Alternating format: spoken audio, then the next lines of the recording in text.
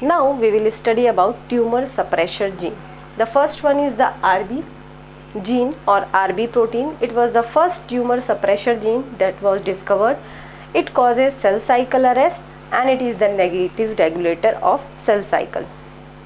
The loss of function of RB gene causes retinoblastoma, that is the tumor of retina. This gene has a location of 13q14.2 and makes a protein of 110 kilodalton. The gene name is RB1.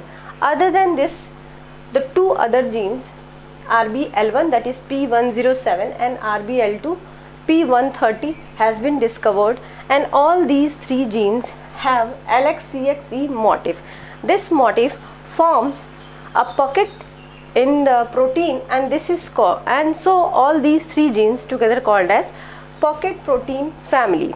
The protein of RB gene is required for S phase. How this RB gene works? In early and mid G1 phases, this RB gene is binded with E2F, that is a transcription factor, means this RB protein is unphosphorylated.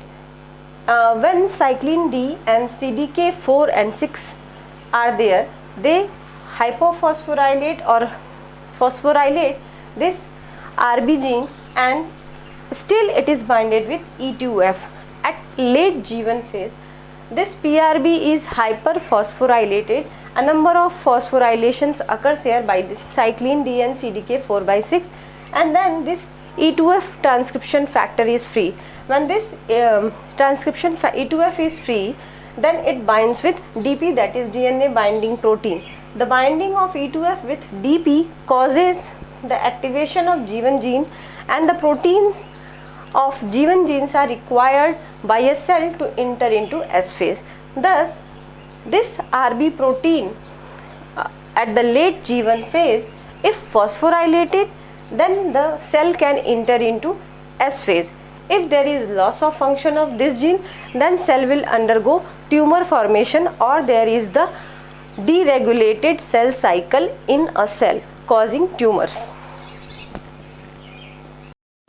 The second tumor suppressor gene is P53 and the gene name is TP53. This gene makes 53 kilodalton protein having 393 amino acid polypeptide chain, and their location is 17p13.1 region. This gene works as a transcription factor and also called as the guardian of the genome or cellular gatekeeper, because it works as a gatekeeper and help a cell to decide whether it has to move into S phase or not. How this P53 works? When there is a DNA damage,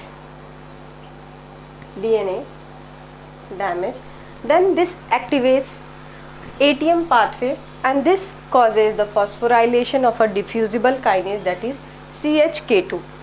Initially, this P53 is binded with MDM2 protein. When this CHK2 is phosphorylated and active, then this causes phosphorylation of P53 gene, and after phosphorylation, this get free with MDM2, and both P53 and MDM2 are separated.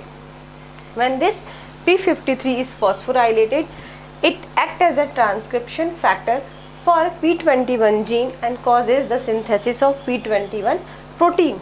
When this P21 protein is synthesized, it is a CKI, that is the inhibitor of CDKs. This P21 then binds to G1 SCDK and SCDK and causes the inactivation of these two cyclin dependent kinases. When these are inactive, then a cell is arrested at G1 phase and the cell cycle is ceased.